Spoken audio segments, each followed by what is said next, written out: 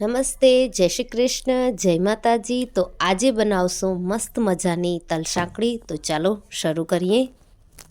સૌથી પહેલાં તો આપણે આ તલ છે તેને ભૂંજી લેશું અને આ તલ મેં આશરે 500 ગ્રામ જેટલા છે। 500 ગ્રામમાં થોડુંક ઓછું હશે, વધારે નથી, કેમ કે 500 ગ્રામ હું લઈ આવી હતી, એમાંથી મેં 1 કપ જેવાનો યુઝ કર્યો છે। તો 425 ગ્રામ જેટલા કે 50ની આજુબાજુમાં હશે, ખાસ ચોખેલ નથી, તો સાફ કરીને જ રાખેલા છે। તો સૌથી પહેલાં તો આપણે આ તલને શેકી લઈએ।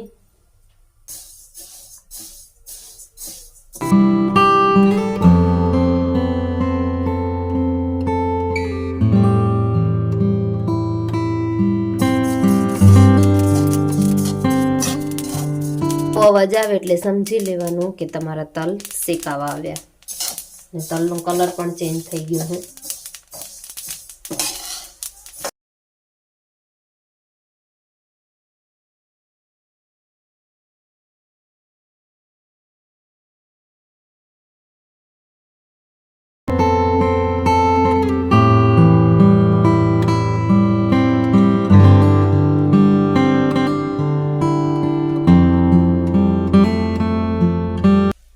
કલર ચેન્જ થઈ ગયો, બ્રાઉન કલર થઈ ગયો।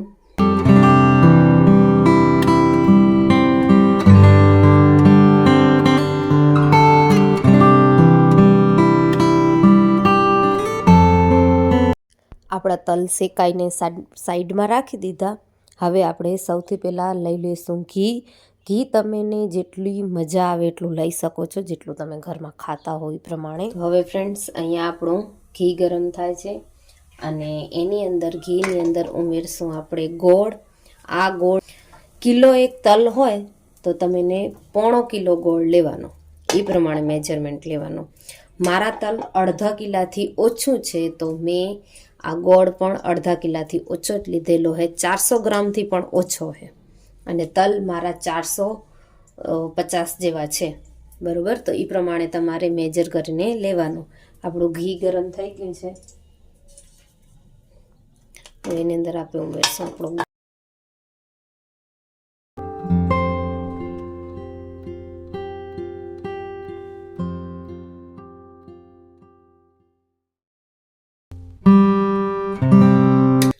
થોડુંક ઘી હજી ઉમેરું છું, કારણ કે મને એમ લાગે થોડુંક ઓછું થશે, ને અમેને ઘી બોરો ભાવે એટલા માટે। તો હવે આને ગોળનો પાક ઉતારીએ। હવે હું તમને એક વસ્તુ જણાવી દઉં કે ગોળનો પાક આપણે જેવો લાડવામાં ઉતારીએ એવો નથી ઉતારવાનો, એકદમ બસ એક ઉભરો આવે એટલે આપણો પાક મોસ્ટલી બની જ જશે। તો પ્લીઝ એ વસ્તુનું ધ્યાન રાખજો। જો તમે વધારે ગોળને પકાવવા જાશો તો તમારી જે તલ સાંકળી છે તે એકદમ કઠણ થઈ જશે, પાણા જેવી, જેને ખાવા માટે તમને દાંત નહીં પણ દસ્તાની જરૂર પડશે। તો પ્લીઝ આ વસ્તુનું એક ધ્યાન રાખજો। હમણાં જ જોજો આપણો ગોળ ઓગળવા લાગશે।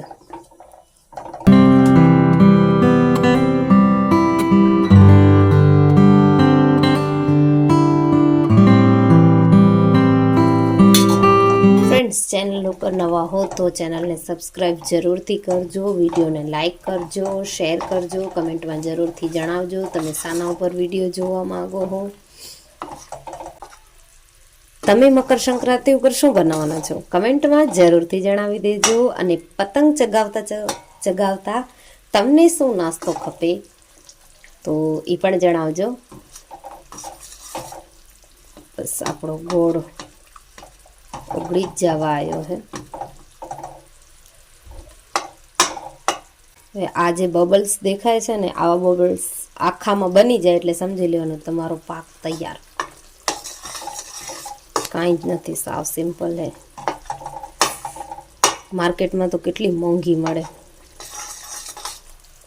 ઘરે બનાવો, એન્જોય કરો, સસ્તું અને એ પણ ઘરનું, હેલ્થ માટે પણ સારું। તો બસ જો હવે આપણો પાક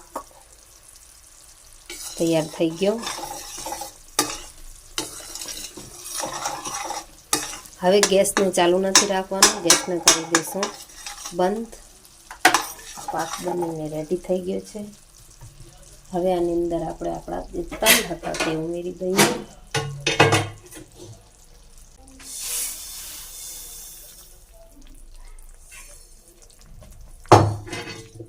અને આને ફટાફટ હલાવી લઈએ.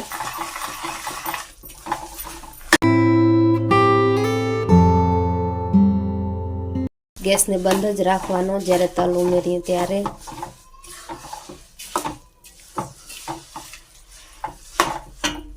જો મસ્ત રીતે આપણો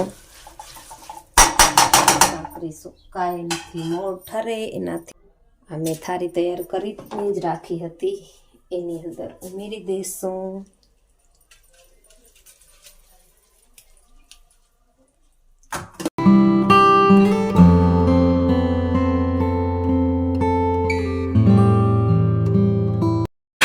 બીજી થાળી પણ કામ ફટાફટ કરવાનું છે, સાકરી ઠરી જશે.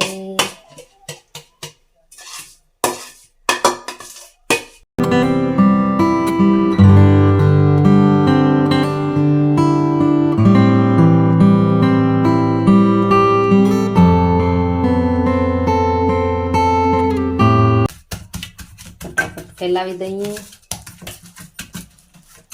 થાળી મોટી લેવા જેવી હતી પણ લેવાઈ ગઈ નાની.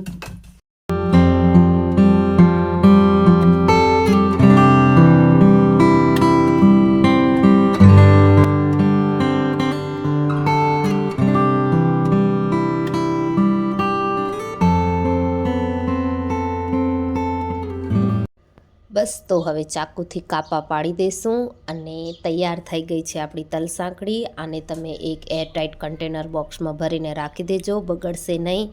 એન્જોય કરો. હેપી મકર સંક્રાંતિ. જય શ્રી કૃષ્ણ.